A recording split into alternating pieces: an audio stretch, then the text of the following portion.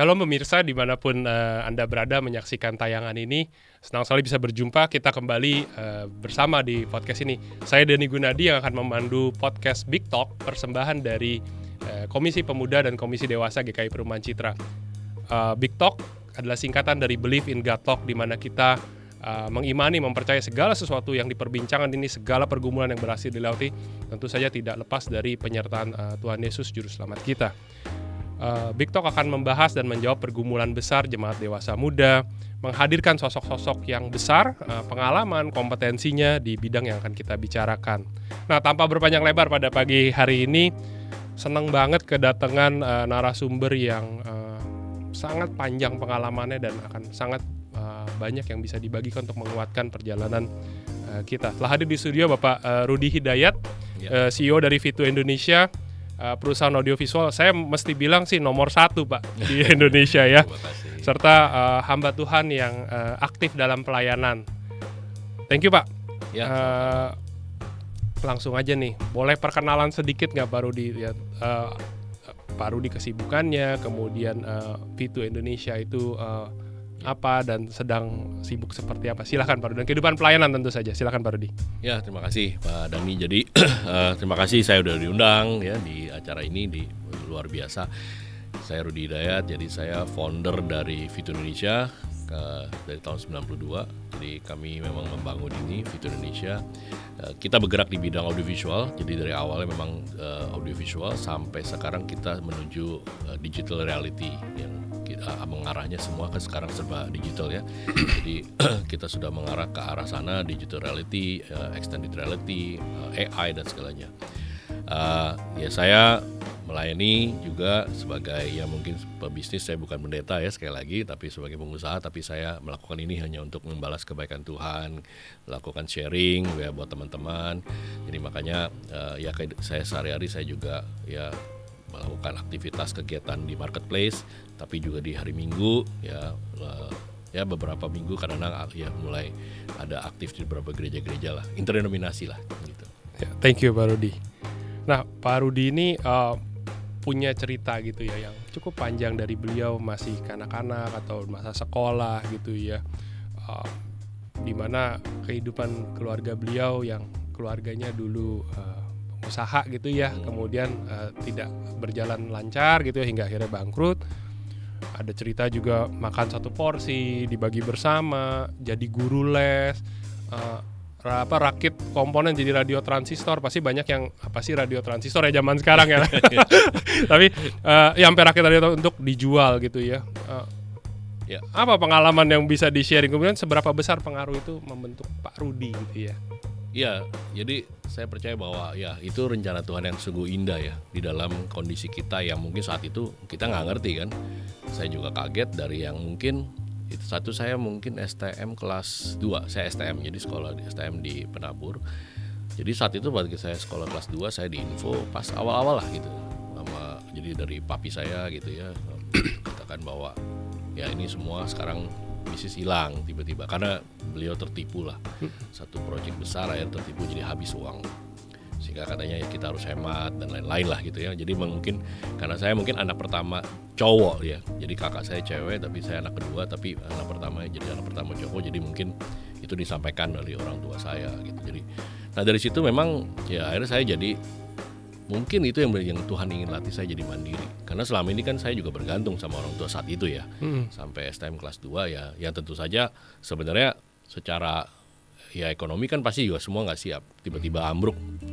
Tapi ya akhirnya di situ saya belajar, oh ya udah saya mulai ya dengan punya kegiatan, dengan punya ya kemampuan lah. Karena saya memang selama ini memang nggak pernah punya kepemikiran ke arah misalnya mau ngelesin anak sekolah lah atau begitu, tapi kan nyari uang jadi kan. Akhirnya saya ngelesin anak sekolah, lalu saya mulai bikin tadi radio, tape recorder saat itulah gitu ya. Untungnya cuma Rp5.000, tapi kumpul bisa buat bayar uang sekolah, uang jajan. Jadi saya udah mulai nggak pernah minta sama orang tua tuh sejak itu. Jadi saya membiayai sejak SMP berarti? Sejak STM kelas 2 ya. Jadi pure benar-benar saya udah totalitas lah gitu, dan dari situ juga saya juga ya menyiapkan kadang-kadang membeli makanan gitu ya. Makanya saya merasakan banget ketika waktu saat ya itu cerita tentang mami saya bilang nih bakso nih semangkok nih gitu, tapi kita harus makan sama-sama satu keluarga gitu. Ya sudah, jadi ya harus berbagi kan gitu dengan, karena saya 4 bersaudara. Ya mulailah dari situ, tapi disitulah saya rasa Tuhan membentuk rasa apa ya, mungkin entrepreneur saya itu atau jiwa saya punya ya keinginan untuk saya bekerja lebih baik misalnya gitu kan, sehingga ya habis itu ya saya fokus lah gitu, untuk saya pikir ya udahlah, ini saya ngeliat aduh nggak mungkin lah bisa kuliah, ya kan udah membiayai hidup buat sekolah STM saya sampai lulus aja nih masih question mark kan gitu. Tapi ya puji Tuhan semuanya berjalan sampai saya pikir saya lulus. Ya saya lulus juga dengan ya kondisi ya ya waktu itu saya ranking 2 gitu kan, di kelas 3 terakhir ya. Jadi kelas 1 STM ranking 1, kelas 2 STM ranking 1, kelas 3 ranking 2. Karena mungkin waktu saya terbuang untuk saya ngeles komputer, saya jadi ambil les komputer saat itu. Waktu itu komputer masih langka lah ya, belajar komputer, saya ngelesin orang. Ya itu tadi saya bikin ngerakit komputer, ngerakit tape recorder, radio, saya harus ke Glodok beli komponen. Jadi banyak waktu kebuang. Jadi masa-masa itu kalau teman-teman saya STM tuh pulang sekolah, "Wih, kita main dong, kita ini." Dulu istilahnya mereka pada main biliar ya, tahu lah zaman itu ya. Ya enggak lah, saya nggak bisa. Saya bukannya ini, saya pulang siap-siap lagi, saya belajar lagi ke Glodok, atau kadang-kadang saya harus les komputer jam 2 siang gitu sampai jam 4, habis itu langsung belum belajar. Jadi makanya turun di ranking 2 gitu ya. Saya masih ingat satu lagi pengumuman kelulusan, ya papi saya kok 2 gitu. Dia pikir saya akan tetap nomor 1 kan gitu. Ya dia sempat saya bilang ya karena waktu saya juga habis gitu. Ya mau nggak mau ya saya juga ada yang saya miss, jadi mungkin ya saya bilang tetap saya bersyukur lah gitu ya. Gitu. Nah, itu. Wah luar biasa ya, udah segala sibuk kesana kesini cari tambahan uang jajan gitu ya, masih bisa ranking 2 gitu kan ya. Yang fokus aja kan ya, artinya ya sungguh luar biasa ya itu. Nah, kan lulusan boleh dibilang meskipun 2 kan tetap lulusan terbaik lah, big 2 gitu ya. Nggak sulit dong setelah itu cari kerjaan. Artinya lulus dapat harapan, langsung ada penyambung kehidupan dong berikutnya.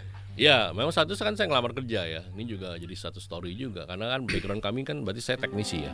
Teknik. Nah, orang-orang STM itu teknisi. Jadi orang yang memang ada di belakang meja, service, repair dan segala macam kan, itu keahlian kita kan.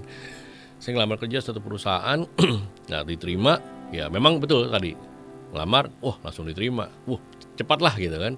Ya saya juga bahagia karena saya pikir saya perlu gaji kan untuk membiayai hidup juga kan. Dan udah nggak kepikir soal kuliah saat itu. Ya udah, begitu mau kerja hari pertama, ya saya kena gejala tipes itu gitu kan. Akhirnya saya harus 1 minggu kalau nggak salah gitu, saya harus di rumah. Ya akhirnya terus baru minggu berikutnya saya datang ke kantor itu, saya bilang saya minta maaf bahwa saya kasih surat dokter segala macam. Ya mereka bilang nggak bisa lah, kamu sudah nggak, hari pertama kerja udah nggak bisa hadir, apapun alasannya ya nggak bisa. Ya akhirnya saya pulang lagi. Pulang, datanglah, ya saya percaya bahwa Tuhan juga sudah atur ya. Teman saya datang ke rumah, teman akrab, teman baik lah. Terus dia bilang, udah kerja dong. Saya bilang enggak, saya nggak jadi kerja kan ini. Ke sekolah aja, dia bilang, mungkin di sekolah ada bisa bantu. Iya juga. Akhirnya saya datang ke sekolah tuh, datang ketemu kepala sekolahnya. Terus beliau langsung bilang, kamu kesini aja. Ya karena ya itu dia salah satunya. Ya karena salah satu ranking tadi gitu ya, mungkin jadi kepala sekolah juga mereferensikan langsung kesini aja ke perusahaan ini, kamu lamar gitu. Terus ya udah, saya ngelamar lagi dong jadi teknisi. Nah diterima lagi. Begitu hari pertama saya kerja, saya dipanggil. Dia bilang, sorry, lowongan teknisi kamu udah diambil sama teman kamu. Waduh. Kaget dong saya. Terus lah kan saya udah diterima Bu. Saat itu kan manajer personalia sebutnya. Lah saya kan udah diterima Bu. Iya tapi kan waktu itu banyak. Nah teman kamu ini yang sudah diambil oleh divisi yang lain gitu, dan diambil divisi harusnya terima kamu tuh, jadi diambil dia. Tapi nggak apa-apa, kita ada lowongan. Maksudnya? Tapi jadi orang sales. Wah pikiran saya kan, orang sales itu kan gedor-gedor, dia door to door gitu. Udah bayangan saya tuh udah kayak, ya saya nggak tahu lah orang sales dalam itu ya. Ya nggak mungkin lah kan, saya bidangnya repair, saya ahlinya di situ gitu. Tapi karena satu juga ya namanya rencana Tuhan, kita masih belum tahu ya Pak, kadang-kadang itu kan yang kita lihat. Kita saat itu angle kita saat itu. Cuma satu saya pikir lagi, ya saya perlu uang lah. Ya udah kerja dulu lah. Iya. saya kerja Pak. Dan apalagi di periode dulu itu mungkin parodinya masih parodi yang versi orang teknik ya, belum seluas komersil sekarang ya. Nggak mungkin nggak Iya, bisa iya. ngomong. Nggak bisa. Wah saya di situ dilatih ya kan. Dan dilatih ya akhirnya dia latih. Ya seperti itu Pak. Jadi memang ya bukan satu hal yang mudah sebenarnya, tapi kalau kita lihat ya rencana Tuhan itu luar biasa. Jadi dijalanin dulu karena semata-mata untuk ya Betul. cari duit dulu ya. Betul. Kenapa waktu ceritain sekarang itu kan ya mungkin ya indah ya, sesuatu yang udah lewat, pengalaman dulu kan indah. Waktu itu Pak, waktu dari tipes kemudian datang ya udah nggak bisa kerja lagi, tadi juga kerja terus ditawarin jadi sales gitu kan, ini kan semua indah sekarang. Waktu jalanin hari H pulang itu ada kayak kepahitan gitu nggak Pak? Ada down atau mungkin bertanya sama Tuhan kenapa gitu, atau parodi model yang udah percaya aja atau gimana Pak kalau boleh sharing? Iya, sebenarnya satu sih saya nggak ngerasa, maksudnya saya nggak komplain sama Tuhan ataupun saya ngerasa kecewa, enggak. Cuma yang saya punya rasa takutnya apa? Ini kalau nggak bisa saya dipecat lagi nih. Oh. Gitu. Saya nggak berpikir wah kecewa nih kok Tuhan mau udah saya begini malah ini gitu kan. Ya zaman itu kan juga saya ya kalau boleh dibilang kita kan masih muda-mudanya, masih aktif, masih ini gitu kan. Saya juga aktif di sama saya juga dulu GKI kan. Jadi aktif. Wah, saya berpikir ini kalau nanti saya nggak bisa jalan jadi orang sales gimana gitu kan. Dan itu ada kejadian lagi. Jadi divisi yang saya masuk itu ya saya lupa sekian lama gitu, setahun lalu lebih tutup divisinya. Waduh. Lalu saya kaget lagi kan, dibilang bahwa ini divisi akan tutup karena saya lupa tidak menguntungkan atau tidak berkembang lah gitu ya. Akhirnya saya disuruh pindah lagi. Nah disinilah ini yang Tuhan taruh. Saya pindah ke satu divisi yang ada memang dimanage oleh si orang Jepang. Nah disinilah Tuhan bentuk saya. Saya rasa itulah garisnya yang Tuhan sudah atur gitu ya, dari segi naik turun yang kita nggak kepikir.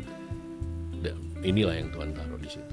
Diperjumpakan dengan divisi yang ada orang divisi Jepang. Divisi ada orang asing dan yang saya tidak bisa bahasa Inggris saat itu. Tidak bisa sama sekali. Mungkin ya bisa tapi ya gitulah ya. Maksudnya masih AIWO gitu ya. Dan belajar dulu ya susah ya Pak ya, nggak kayak sekarang ya ada Google Translate, ada apa, masih ada enak. kamus dulu gitu ya. Dulu kan kita buka kamus ya gitu. Bahkan katanya sampai sehari itu rata-rata nulis 10 kata kata-kata baru ya. Karena saya tiap kali dia ngomong saya kan bingung kan. Dia ngomong apa gitu ya, saya nggak ngerti. Jadi selalu saya punya buku kecil lah gitu. Oh dia ngomong, saya ingetin, ntar kalau ini saya tulis gitu kan. Nah lalu saya mulai ngafalin lah 10 kata lah ya, kurang lebih 10 kata ya, atau kadang-kadang dapat 5 kata hafal, habis itu besok lupa lagi ini. Kan mulai belajar kan. Terus saya mulai cari les juga gitu, belajar bahasa Inggris. Oh coba-cobalah gitu. Jadi akhirnya ya disitulah dibentuk. Dan kultur kerja dengan orang Jepang juga kan luar biasa. Gimana? 7:30 kita udah datang, kadang-kadang pulang 7:30. Wah, jadi 12 jam lewat bahkan ya. Betul. Kadang-kadang kan ibaratnya dia belum pulang, saya nggak pulang. Bisa pulang. Iya kan, kadang-kadang gitu. Walaupun ya kalau saya punya rekan kerja satu, pada main pulang aja gitu. Tapi kalau di sisi saya kan waktu itu satu, waduh ini kalau dia belum pulang, ntar saya jadi dia takut ngomelin gitu kan. Jadi saya masih mikir ya udahlah tanggung jawab aja lah, udah ikutin dulu gitu. Nah, ya mungkin anak zaman sekarang bilang iya itu kan mungkin dulu berat karena nggak ada kamus, nggak ada Google Translate dan lain-lain gitu ya. Tapi kalau saya nih sebagai generasi penjembatan gini melihat ya tetap pasti ada beberapa hal yang relevan ya, kerja keras parodi struggle seperti itu untuk tetap relevan diterapin zaman sekarang. Kira-kira ada yang bisa Pak Rudi sharing nggak gitu ya, maksudnya nggak bisa sesuatu bukan jadi hambatan gitu kan, tetap catat, tetap ini, tetap itu. Kira-kira Iya, kalau sekarang saya sih selalu menanamkan sama siapapun, termasuk saya punya tim gitu ya. Jangan pernah berhenti belajar. Jadi jangan pernah merasa saya sudah bisa di level ini, saya sudah tahu, saya sudah ngerti.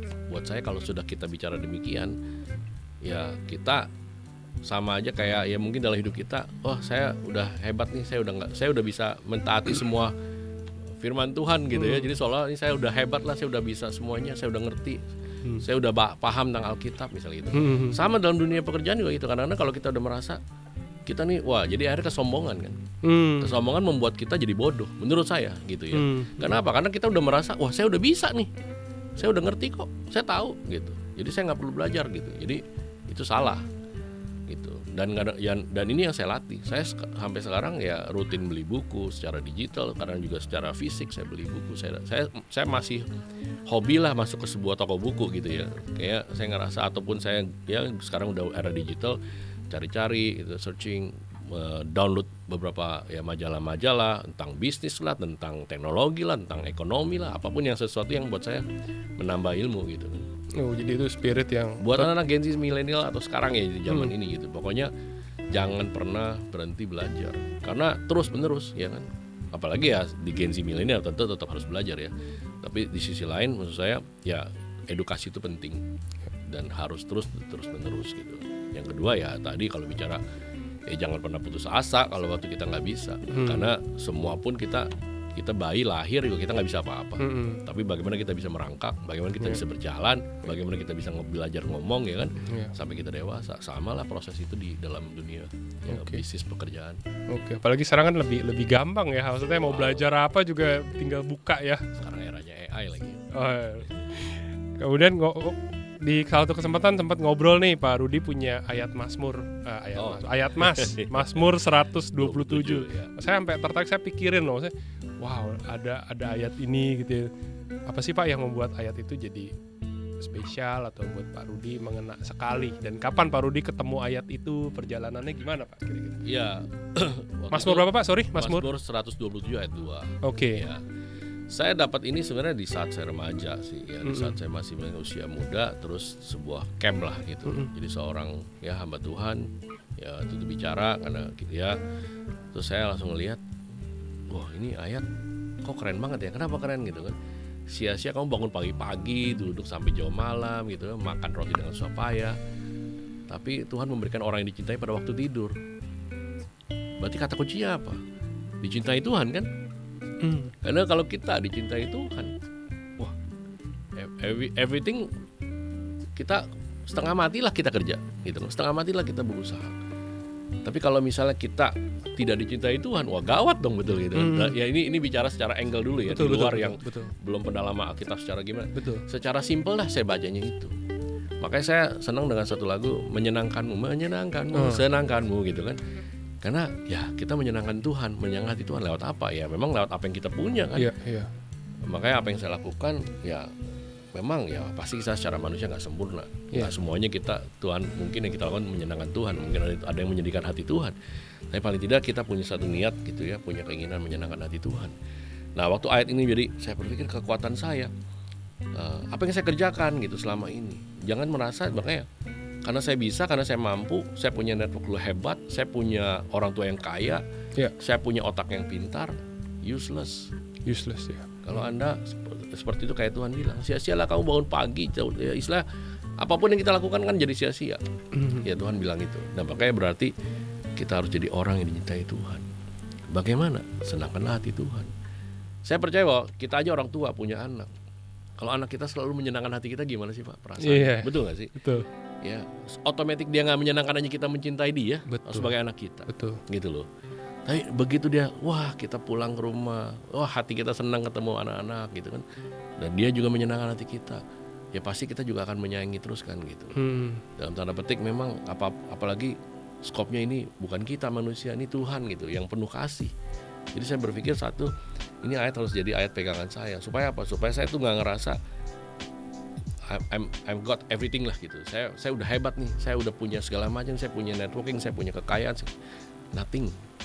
Kalau itu bukan Tuhan yang ya. Kalau kita bukan jadi orang dicintai Tuhan, sia-sia lah. Ya kan. Banyak orang merasakan. Saya banyak ketemu orang saat itu ya di zaman saat itu. Wah harta saya nggak akan habis 7 turunan. Wah saya kaget ketemu orang udah bisa demikian gitu. Harta saya nggak akan habis deh. Tapi saat ini saya melihat habis-habisan. Gitu. Jadi jangan pernah sombong. Saya pintar, saya hebat, saya bisa ini, saya ahli ini gitu. Saya nggak. Kalau Tuhan nggak kasih otaknya juga nanti gimana coba? Ya kan. Jadi buat saya adalah ya jangan membuat kita ini jadi sia-sia karena kita merasa everything semua gara-gara kita gitu. Tapi karena cintanya Tuhan buat kita. Jadi itu yang jadi pegangan Pak Rudi dari saya remaja itu sampai sekarang itu jadi ayat nat saya selama hidup saya gitu. Dan apalagi ketika perjalanan bisa membawa Pak Rudi hingga ke posisi seperti saat ini, tentu kan juga muncul godaan yang berbeda ya ketika di puncak. Itu semua karena kehebatan kekuatan kita gitu. Tapi ketika Pak Rudi pegang ayat ini, itu terus ngingetin Pak Rudi juga kali gitu ya. Saya mau harus jadi tetap humble lah gitu ya. Jangan sampai kita ngerasa tadi saya bilang gitu, segalanya wah saya udah bisa ini, saya ya apalagi kalau orang-orang yang sifatnya sering mendonasi gitu, lalu merasa, oh saya sudah bantu ini, saya udah bantu ini, nothing lah. Tuhan udah kasih kita lebih dari apa yang kita bantuin orang gitu. Intinya kan kayak gitu. Nah, flashback balik ke belakang ketika tadi bekerja dengan yang divisi yang Jepang tadi. Kemudian ada penggalan di mana Pak Rudi akhirnya memutuskan mau jalan usaha sendiri ya Pak ya, berusaha sendiri, dan sempat kan mau ditahan ya Pak ya, maksudnya apapun itulah pokoknya kamu tetap di sini kan intinya gitu. Tapi Pak Rudi tetap insist untuk menjalankan ide Pak Rudi tersebut. Nggak ada keraguan Pak waktu itu? Wow, sangat sebenarnya Pak. Jadi artinya gini, bimbang pasti ada ya. Jadi ketika sebenarnya gini, asal mulanya adalah saya punya beberapa teman ngajakin. Saya yang masih ingat Pak, saya lagi tidur, saya dihubungin telepon ke rumah. Jadi zaman itu belum ada HP lah ya, telepon ke rumah. Terus saya dibangunin, terus saya angkat telepon, lalu saya bilang, kenapa? Kita kumpul yuk, teman-teman saya nih, 4 orang ini. Gitu. Terus kita mau bikin usaha nih, kayak gini gitu. Nah mereka ngeliat bahwa ya one part itu adalah skillnya saya lah. Ya udah, kita mulailah di situ sebenarnya ide sebenarnya, wah mau jadi mandiri, oh iya sebenarnya bagus juga jadi mandiri gitu kan. Jadi akhirnya saat itu ya udah saya memutuskan, saya pikir-pikir, wah iya deh, apa memang harus mandiri gitu ya gitu kan. Ya mulailah itu. Saya percaya juga, ya saya yakin juga semua lewat apa yang Tuhan sudah merencanakan kan. Akhirnya saya memutuskan, ya udah saya keluar gitu. Ya memang si orang Jepang ini akhirnya datang tempat saya, ketemu. Saya perlu apa? Perlu kendaraan. Saya perlu apa? Ya kan. Saya satu ya, Pak Dani. Saya pernah naik gaji itu, kalau saya nggak salah, pokoknya yang pasti 100% kali. Jadi 2 kali gaji. 2 kali lipat ya.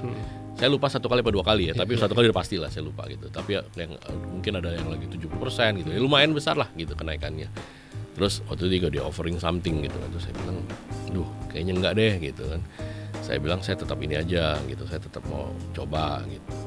Wah dalam itu tentu berdoa, bergumul. Wah penuh dengan ya tetaplah khawatir secara manusia gitu kan. Ini punya uang berapa sih gitu kan. Terus gimana, seperti apa gitu kan. Ya pasti ya. Cuma saya pikir, ya itu tadi, itu kan ayat tuh ya nggak mungkin kalau Tuhan tinggalkan saya gitu kan. Jadi ya udah saya berjalan gitu, melangkah. Wah tentu ya lika-liku banyak ya kejadian 98 lah ya kan, tiba-tiba kan wah banyak hal lah kejadian gitu kan. Tapi buat saya ya pasti Tuhan atur lah gitu loh. Iya. Ada titik ini nggak Pak, dimana setelah berjalan nih ada merasa wah bener juga nih, ini terlalu susah nih, coba waktu itu saya nggak ambil ini, sempat ada pemikiran gitu? Sempat ya? Sempat. Sebenarnya itu terjadi justru sebelum kerusuhan. Saya masih ingat mungkin 97 gitu ya. Saya udah ngerasa aduh kayaknya salah. Waduh, iya ini kayak sulit nih, kayaknya nggak bisa nih gitu ya. Jadi ya memang ya saya bergumul gitu kan, saya berpikir. Dan sebenarnya saya flashback saya tentang mungkin kuliah yang tadi saya belum sempat cerita ya. Kan saya berpikir saya nggak bisa kuliah kan. Nah lagi-lagi teman akrab saya itu datang ke rumah gitu, dia kasih tahu saya kan, kuliah di mana? Saya bilang nggak kuliah lah, nggak punya uang lah gitu kan. Loh kan ada program itu di BINUS gitu. BINUS. Iya, butuh beasiswa. Oh ya? Iya, cuma orang yang ranking 1, 2, 3 yang bisa apply. Wah boleh juga nih, saya datanglah ke kampus BINUS, saya tanya, oh saya apply. Kan dites kan, singkat cerita 1.300 orang yang dites. Saya tanya berapa orang yang diterima, 50. Wah, terus waktu itu saya ngerasa tes saya juga kayaknya saya nggak yakin banget saya bisa kan. Ya udahlah, saya pikir fail kan, nggak mungkin lah. Di hari pengumuman saya datang, saya lihat nama saya nggak ada. Saya pulang, teman saya bilang ada namanya, nggak ada. Orang saya bilang kan dulu kan nggak zaman digital ya. Apaan pengumuman gitu loh, semua orang liatin, semua banyak orang rame-rame ngeliatin nama-nama saya udah begini-gini, nggak ada. Ada. Ya udah baik lagi dah, lihat bener nama saya ternyata ada. Di antara 50 nama itu ada. Jadi makanya saya bisa beasiswa kan 1 tahun kan. Nah flashback saya waktu saya dalam pergumulan itu, saya berpikir dari yang nggak mungkin dulu kerja ya harusnya teknisi jadi orang sales, akhirnya terus saya pikir-pikir ya memang Tuhan pasti mungkin pengen punya planning di mana nih ya, kenapa saya jadi orang sales gitu kan. Saya ketemu orang Jepang, kerjanya setengah mati, belajar kerja keras di situ, belajar banyak hal di situ ya kan, edukasi saya di situ kan artinya. Terus saya pikir ya waktu saya kuliah yang dari nggak mampu, akhirnya benar-benar bisa kuliah gitu kan. Oh masa ini hambatan ini nggak bisa saya lewatin gitu kan. Maka itu yang membuat saya terdorong. Yaudah terus deh. semangat terus gitu. Sempat ragu tuh, kemudian mengingat momen itu. Momen itu yang mungkin ya Tuhan kasih saya flashback lah gitu ya. Akhirnya makanya kadang-kadang gini tuh, masa lalu itu bukan berarti kita harus ingat terus lalu kita membuat jadi takut. Tapi ingatlah masa lalu ketika Tuhan tolong kita. Gitu ya. Jadi jangan buat masa lalu ketika wah kita mungkin masa lalu kita rusak lah, masa lalu kita sudah hancur lah. Ya, jangan membuat itu menjadi kita seolah jadi depresi ke depan. Tapi ingatlah ketika saat itu Tuhan tolong kita. Maka itu ketika kita melangkah ke depan, saya menganggap kalau saya ingat sekarang terus ke belakang, waduh, hambatan ini banyak banget. Apa yang saya alami di Vito Indonesia pun sama kan, banyak hambatan-hambatan. Tapi Tuhan buka jalan satu persatu dan ya puji Tuhan hari ini ya kami masih ada. Yang 9798 Pak, yang pameran di Mall Puri ya. Oh iya. Dengan dana yang terbatas kemudian ambil keputusan yang saya sampai dengar, wah ini sih harus ngobrol sama Pak Rudi deh gitu ya. Gimana Pak? Maksudnya perkara analisa bisnis itu kan pada ujungnya juga nyali kan, ambil keputusan. Betul ya, ujungnya nyalinya dari mana Pak? Saya dipanggil ke Singapura, saya ketemu orang Jepang. Karena saya makanya tadi saya bilang makanya kenapa Tuhan taruh saya di satu bekerja dengan orang Jepang. Jadi ketika saya punya usaha, saya ketemu satu produk juga dari Jepang kan. Dan disitulah saya ketemu orang Jepang nih Pak. Dia bilang kita mau market Indonesia number 1. Terus saya bilang ya tentu semua orang pasti mau number 1, tapi saya bilang gimana caranya? Terus dia bilang oke. Dia bilang ini barang ini harus dijual di Indonesia gitu dengan harga satu, saya ingat banget, $8.000, kurs 13.000. Oke, 100 saat juta. itu. Iya. Itu TV 42 in. 42 inch. Wah. Saya bilang udah dah, saya coba dulu dah gitu dengan 2 unit gitu. Lalu saya pameran kan. Saya pikir ini kalau fail ya sudahlah gitu kan, istilahnya ya udah kita tes market dulu lah gitu. Ternyata wah begitu 1 minggu pameran, ada yang beli langsung gitu kan. Indonesia lagi krisis begini, ada ya. Terus si Jepang itu bilang sama saya, dia kasih saya analisa.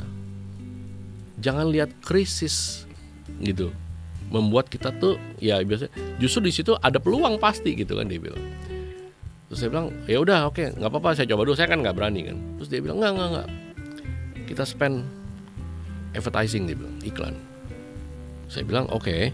Terus dia bilang stok barang harus sekian unit. Waduh, saya bilang saya nggak mungkin lah, saya nggak bisa, saya nggak punya dana.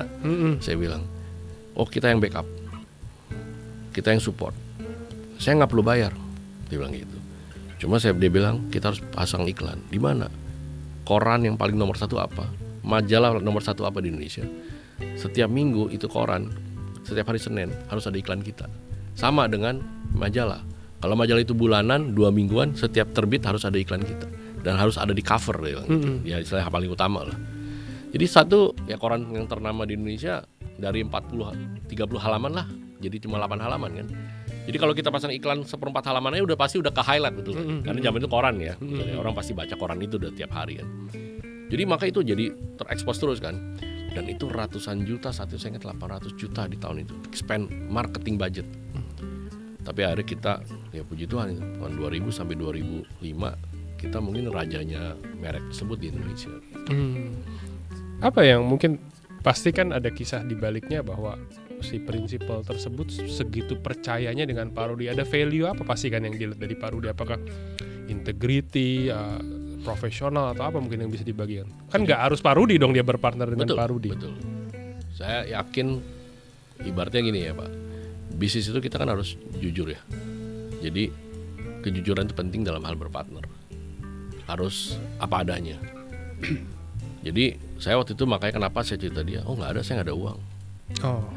Saya nggak mau tiba-tiba, saya merasa, satu lagi negosiasi mungkin tiba-tiba kita merasa, saya yakin dia juga tahu lah backgroundnya kita.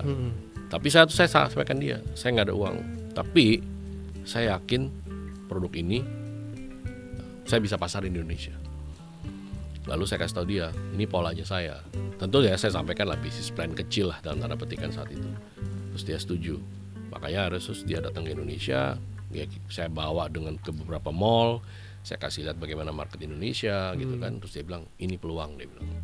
Karena saat itu kalau bicara TV lah, ada satu merek yang kita tahu itu pokoknya semua orang Indonesia pasti beli itulah gitu kan, nggak mungkin enggak. Jadi saya bilang sebenarnya buat masuk kita nomor 2 aja, udah nggak mungkin gitu. At least saya bilang, waktu saya bilang sama mereka, ya udah top 5 lah paling enggak gitu kan. Tapi justru dalam keadaan krisis itu yang membuat kita bisa nomor 1 ya. Jadi penjualan TV plasma saat itu, TV yang memang saat itu mungkin orang belum tahu ya. Betul. Karena satu TV plasma apa, orang kita mengedukasi market saat itu kan. Terus dulu TV itu kotak, mungkin Pak Doni tahu zaman itu ya. Tiba-tiba kita masukkan TV yang 16:9 kan, melebar. Semua orang begitu saya tawari produk ini, kok TV persegi panjang Pak, kotak lah. Jadi saya mengedukasi, in the future pasti begini. Masa? Iya, saya bilang. Saya waktu itu bilang malah, ya ntar lah lihat aja 5 tahun ke depan gitu. Ternyata akhirnya memang teknologi lebih cepat kan. Jadi lama-lama semua merek keluar kan. Nah disitulah karena dengan saya bilang tadi, ya mungkin ya tadi kalau bicara integritas, salah satunya subnya adalah ya jujurlah, kita ngomong apa adanya gitu. Jadi jangan sampai kita berbohong, wah ini ternyata habis itu kita nipu dia lalu kita nggak bayar dia. Saya bilang sama mereka, kalau sampai ada risk seperti apa, jadi kita ngobrolin dulu kan. Dan saya bilang ya, saya juga nggak kepengen, maksudnya ini gagal, pasti kita harus berhasil gitu. Nah dengan kita pameran di Puri itu, terus mulai, oh ternyata, wah luar biasa, masukin lagi, wah, saya baru ngeliat, oke, dari situ saya belajar tuh. Dalam keadaan krisis pun jangan pernah lemah lah. Jangan pernah, oke kita dengar orang mungkin, wah susah lah ya, zaman COVID lah ya contoh, susah lah bisnis lah apa susah. Wah, tapi saya kasih tahu, ngumpulin semua karyawan-karyawan di Vito Indonesia. Tidak ada satu orang pun yang boleh patah semangat. Let's do something. Mungkin ada lubang kecil yang kita nggak tahu, itu justru itu membuat kita masuk ke sebuah zona yang kita nggak ngerti. Dan tanda petik ya Pak, sorry ini Zoom.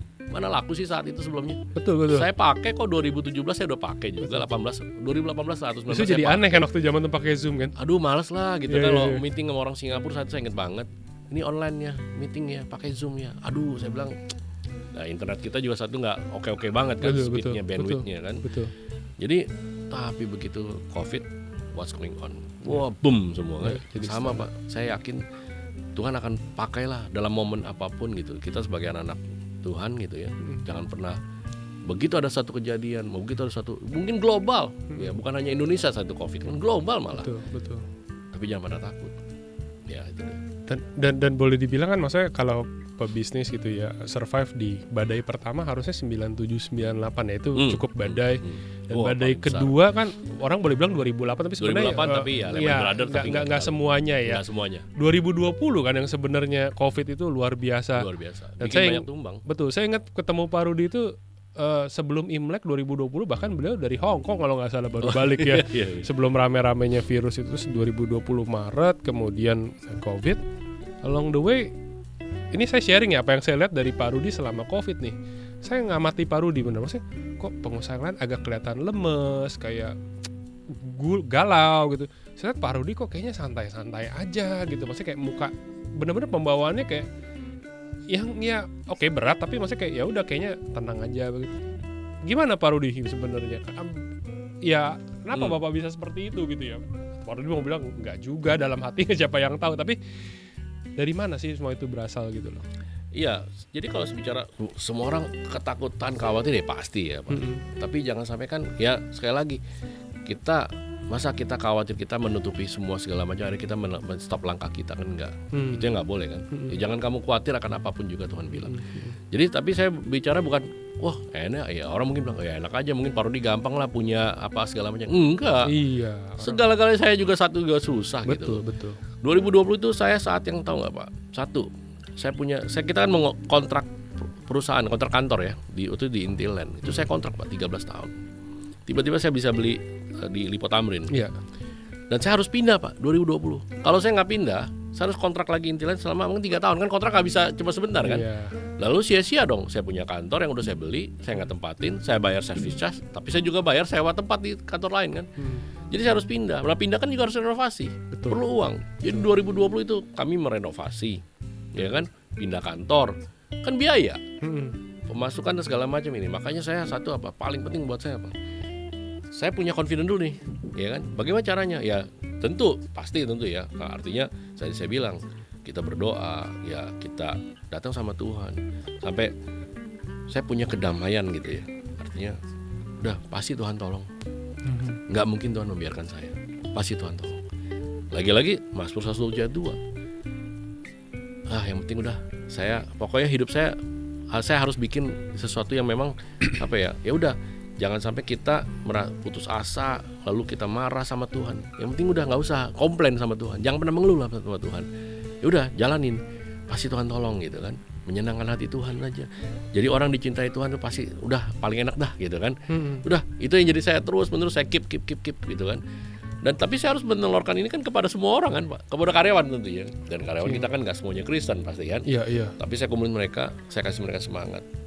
Saya kasih mereka 98 kita lewatin loh. 2008 mungkin nggak semua orang ini, tapi kita juga kena sebenarnya. Kita lewatin juga. Kita harus bisa lewatin ini. Dan saya yakin, saya bilang pasti ada sesuatu yang kita bisa dobrak nih di dalam COVID. Saya nggak tahu apa, saya bilang saat ini waktu itu bicara sekitar bulan April kalau salah. Saya nggak tahu apa, saya bilang. Tapi saya bilang let's do something, let's think something gitu ya. Terus setelah saya kumpulin semua orang, lalu saya kumpulin tim inti. Tim intinya saya brief lagi. Tentu kita harus tetap ya Pak, dalam tanda petik gitu ya. Jangan pasti Tuhan tolong terus kita diem. Ya nggak mungkin lah ya kan. Bergeraklah gitu loh, bergeraklah. Pasti Tuhan juga tolong, akan lewat bergerakan kita kan, itu yang Tuhan arahkan.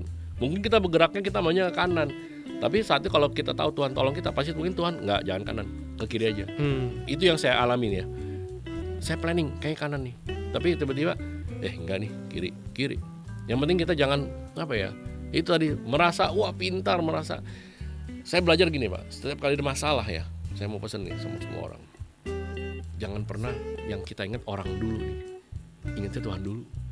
Jangan pernah kita nih tiap kali punya masalah, siapa yang bisa bantuin saya? Apalagi kalau networknya kan wah si ini ya, wah si ini ya. Jangan, doa dulu sama Tuhan. Habis itu kita mau bergerak dengan apapun. Mungkin kita ketemu orang, kita menyampaikan punya persoalan, ya silakan. Tapi jangan itu jadi duluan, karena itu bukan prioritinya kita. Tapi waktu kita ketemu orang pun saya percaya begini, waktu kita sampaikan persoalan misalnya, saya pikir orangnya akan bisa bantu, ternyata enggak loh. Tuhan nggak mau saya kesini nih, maunya begini. Dan itu saya rasa, saya nggak bilang verbal Tuhan ngomong di kuping saya, enggak. Tapi saya yakin ada satu arahan yang selalu saya yakin, ini enggak nih, memang ini nggak damai nih, udah ke kanan gitu. Ini kurang nih, mungkin ke kiri lagi. Artinya seperti itulah ya. Tapi intinya di dalam itu saya menyemangati orang-orang, teman-teman tim inti di V2 gitu. Kita harus tetap semangat, cari. Dan lebih hebat lagi 2021 saya ingat banget, saya buka showroom di Plaza Indonesia, sebuah produk speaker dari Perancis. Saya masih ingat waktu saya minta itu space Plaza Indonesia, nanya saya gini, Pak, Bapak nggak salah. Ini kalau Bapak udah kontrak, Bapak nggak bisa loh Pak, batal. Tetap loh Pak, Bapak ada penaltinya kalau sampai ini. Saya bilang enggak, saya yakin. Dan saya masih ingat CNBC, Metro TV, itu wawancara saya gitu kan. Lalu dia bilang, kenapa V2 tuh dalam keadaan COVID malah buka showroom gitu kan. Dan yang barangnya juga harganya. Lalu saya bilang, saya punya data. Ya sekali lagi saya bilang, kita di bisnis pun kita harus smart gitu ya. Jadi nggak sekedar semua, apapun kita tetap harus lakukan dengan kita cara menguji research segala macam. Saya research barang-barang di saat COVID, barang-barang high end semua meningkat. Alibaba, barang-barang high end mereka 47%. Dan banyak penjualan retail yang sifatnya online itu naiknya drastis. Yang high end ya Pak. Yang high end. Makanya kenapa saya yakin momentumnya. Kita pameran November 2020, itu uji market saya saat itu. Waktu saya pameran, saya masih ingat saya bayar 35 juta kalau saya nggak salah. Special price lah dalam tanda petik ya, karena COVID kan lah. Saya jalanin. Itu pun sama. Manajemen mall bilang, Pak, yakin mau pameran? Dan saya pameran di saat itu. Dan kita punya revenue omset yang bagus lah. Makanya sudah 2021 saya putuskan kita buka showroom. Dan boom, di saat itu justru itu momen emasnya 2021, 2022 itu boom langsung. CNBC waktu tanya saya kasih tahu. Karena data penjualan produk high-end meningkat. Kenapa? Orang Indonesia, orang kaya udah nggak bisa keluar negeri. Punya uang kan Pak? Mau belanja, ya mungkin dalam tanda petik gatal belanja gitu kan, nggak bisa belanja kan. Terus mereka menikmati hidup di rumah kan. Dengan beli apa? Produk kita salah satunya produk yang entertain kan. Betul. Audio, entertain mereka. Bahkan ada satu orang yang dia hobi binatang, dia beli kura-kura yang katanya 2 miliar lah dan segala macam, beli pohon bonsai katanya yang juga miliaran juga untuk dipelihara. Ya memang itulah orang-orang Indonesia di saat COVID, di saat maksudnya dalam titik ekonomi terendah pun ada orang-orang yang masih tetap yang jadi marketnya kita gitu. Berarti artinya ketika badainya datang, Pak Rudi kembali ke Tuhan, berdoa, Ya, itu yang saya penting. percaya, baru ya setelah itu ya tetap berpikir dan bekerja lagi gitu ya. Tapi jangan langsung, waduh ini susah nih, saya punya koneksi siapa ya di phone book gitu ya. Nah, itu nggak boleh. Ya, baik. Nah, apa sih titik terendah Pak Rudi ketika berbisnis benar-benar sampai mungkin harus bertepuk lutut terus udah nggak tahu lagi jalannya, terendahnya kira-kira seperti apa Rudi? Ya di saat karena saya merasa wah beban saya punya karyawan 250 orang gitu 250 orang. ya. Wow. Jadi terus keluarga semua kan dari sisi saya baik keluarga orang tua dan lain-lain gitu ya.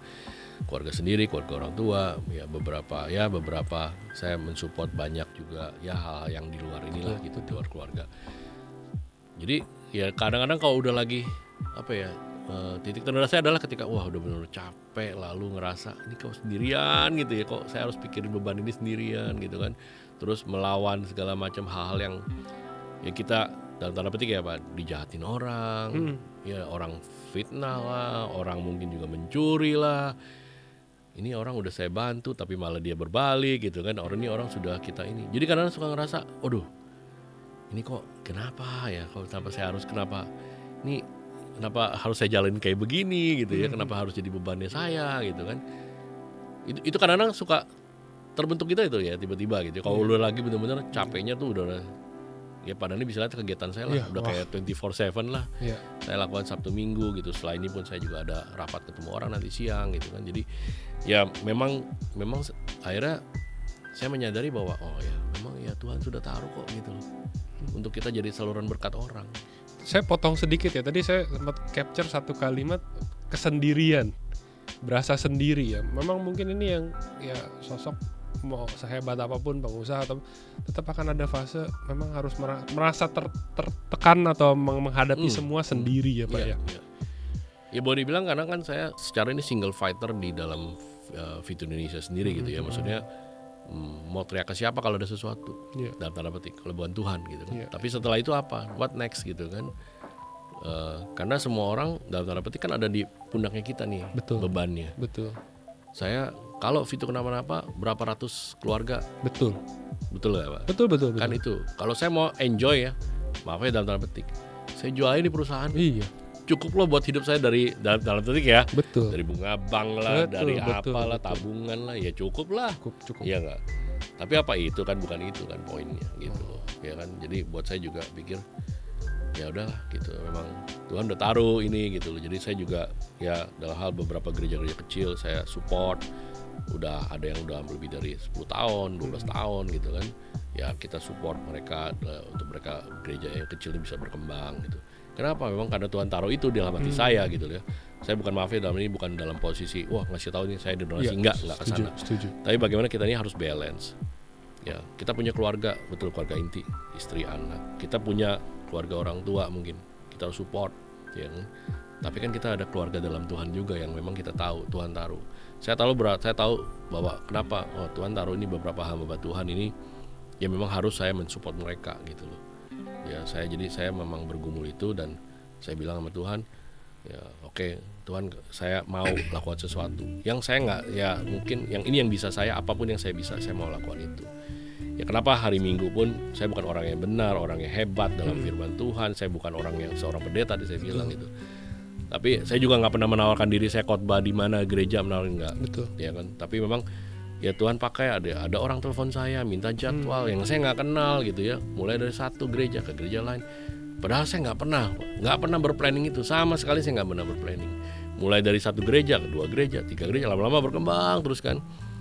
Terus saya sempat saya kayak gitu tadi saya bilang dalam hal ini kalau dalam kerohanian saya aduh ini oke nggak ya saya lakukan gitu, jangan sampai nanti orang merasa wah ini gimana sih ini bukan seorang pendeta gitu kan. Terus ya macam-macam kan berita orang ya kan.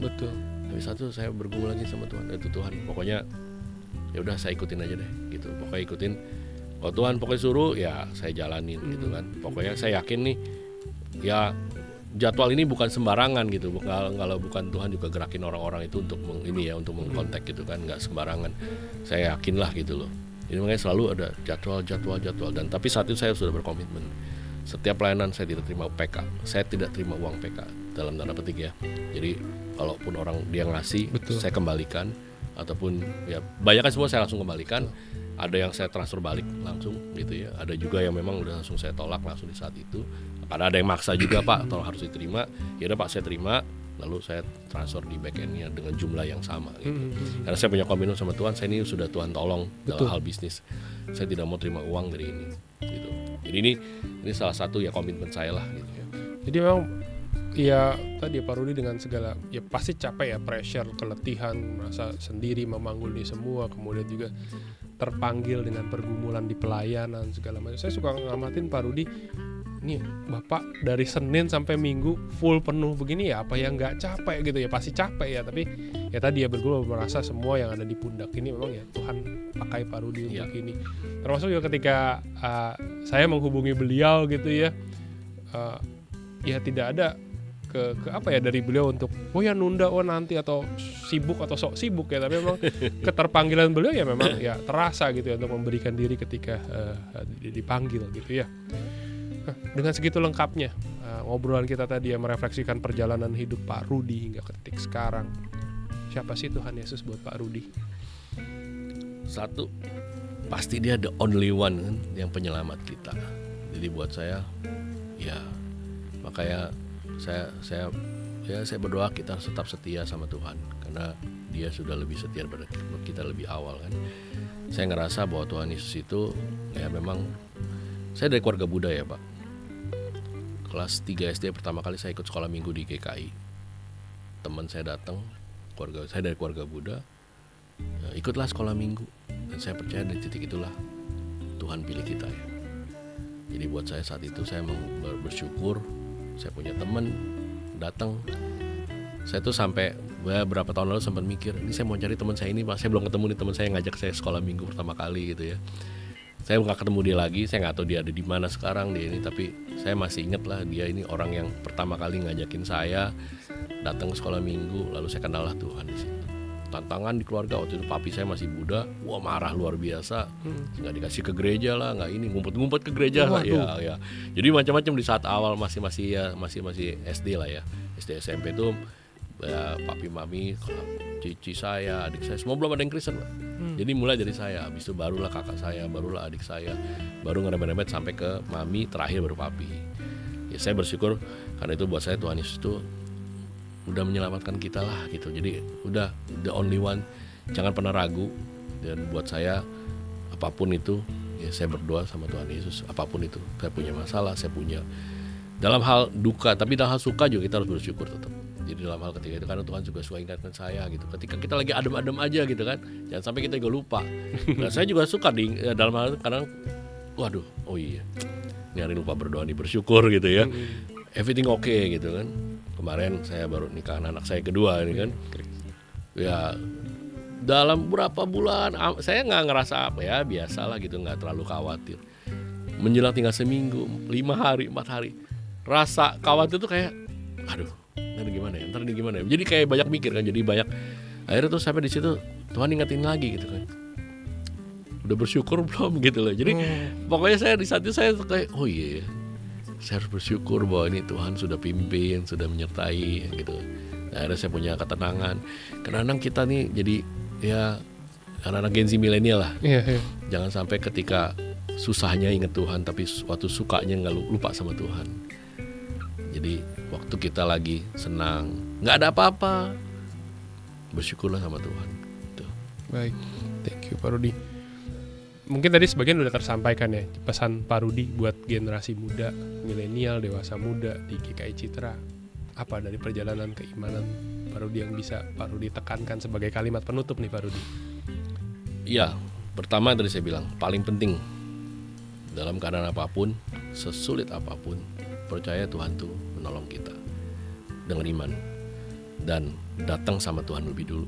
Prioritasnya kita sama Tuhan. Carilah dahulu kerajaan Allah dan kebenarannya. dalam tanda petik, apapun lah itu. Jadi jangan cuma merasa mau enaknya, tapi carilah Tuhan dulu. Karena jangan merasa hebat itu kan. Prioritas pertama cari Tuhan dan percaya bahwa Tuhan tolong kita. Yang kedua, sebagai anak Gen Z milenial ya tentu ya, yang paling sekarang nih Indonesia ini 55% kalau nggak salah nih Gen Z milenial. Kalau kita kerja, kita harus punya apa ya? Punya passion. Passion yang memang benar-benar kita yakin bahwa passion yang bukan jadi kayak hobi ya, beda nih. Ada orang passionnya misalnya di ya, fotografi, ya cuma hobi, tapi nggak pernah mau menghasilkan uang gitu, nggak bisa menghasilkan uang, ya jangan. Tapi punyalah passion dalam hidup. Karena waktu kita punya passion dalam hidup kita nih, pekerjaan, pendidikan, apapun yang kita lakukan, pelayanan pun gitu ya, passionnya ada, pasti kita nggak ngerasa capek. Waktu kita ngerasa tadi saya bilang pasti capek pasti ada, tapi kita itu bukan jadi kayak rutinitasnya kita. Tiap hari kita ngeluh, tiap hari kita ngerasa capek, enggak, jangan. Karena begitu kita punya passion, pelayanan, ya, kalau boleh dibilang saya tiap minggu gitu ya, aduh udah Sabtu, udah kerja Minggu juga, belum tadi nyiapin, belum bikin PPT-nya loh. Bikin PPT. Wow, risetnya juga gila-gilaan isi paparan beliau. Ya jadi PPT itu kan nyiapin nggak gampang gitu, siapin sebuah khotbah gitu ya. Saya mesti siapin benar-benar sampai saya benar-benar tahu bahwa ini yang Tuhan mau gitu kan. Jadi passion. Jadi kita nggak ngerasa wah capek. Ya banyak orang bilang Pak nggak capek Pak, udah Senin sampai Jumat, Sabtu juga, Minggu ke gereja lagi, terus udah khotbah lagi, kadang-kadang bisa 3 kali khotbah gitu kan, pagi sampai sore. Tapi karena passion kita dalam Tuhan itu pasti beda. Passion kita dalam pekerjaan pasti beda. Kita nggak akan merasa lelah gitu. Yang ketiga, jangan lupa belajar. Jadi cari dahulu Tuhan, prioritas kita. Apapun punya kita masalah, suka dan duka, cari Tuhan. Kedua, passion lah dalam apapun, pelayanan, pekerjaan, pendidikan. Yang ketiga, jangan pernah lupa berhenti belajar. Teruslah belajar. Belajar. Itu aja. Oke, thank you Pak Rudi. Tadi ya 3 yang tadi titik tekan dari Pak Rudi, titik yang ditekankan ya 3 yang tadi. Pemirsa, semoga apa yang kita perbincangkan tadi hampir 1 jam ke belakang gitu ya. Banyak pelajaran yang bisa diambil. Tentu sebenarnya masih banyak lagi ya. Ada beberapa kejadian yang menarik, tapi karena keterbatasan waktu mungkin suatu saat kita ada kesempatan diperjumpakan kembali. Buat pemirsa jangan lupa untuk subscribe ya channel di GKI Perumahan Citra. Kemudian nanti ketika tayangan ini hadir juga dibagikan ke rekan-rekan lain yang tentu saja mungkin membutuhkan untuk semakin dikuatkan dengan apa yang diperbincangkan bersama Pak Rudi. Dengan demikian berakhir pula podcast kita hari ini. Thank you banyak Pak Rudi. Sampai ketemu di lain kesempatan. Selamat pagi. Selamat pagi, Tuhan berkati.